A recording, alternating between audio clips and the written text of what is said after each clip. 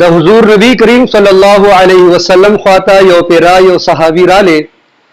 دا صحابی پیغمبر علیه السلام ته ارشاد فرمایي یا رسول الله پکور کې می برکت نشته، فقر و فاقره باندې دا غربت چې دی راګیر کړیم، ساحل راته چې دی وخیا.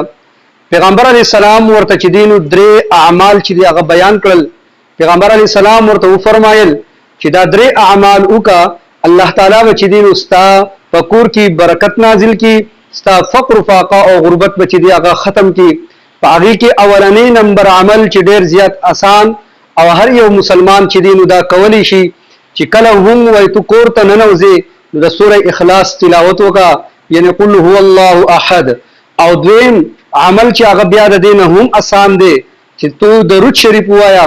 هر یو درود شریف چې دی هغه تو وایا اللهم صل علی محمد، کوم چې مونږ په مانځ کې وایو، یا د دین علاوه چې تعالی کوم هم یو درود شریف درځي دغه وایا.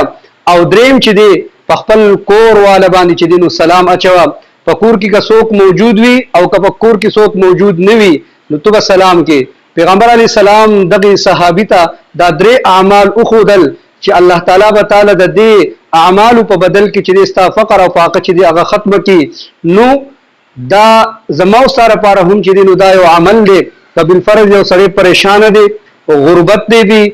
او داسې ذرایع نشته، اسباب د رزق نشته، الله تعالی به د دې اعمالو د وجینا د سوره اخلاص او د درود شریف او په کور والا باندې د سلام د وجینا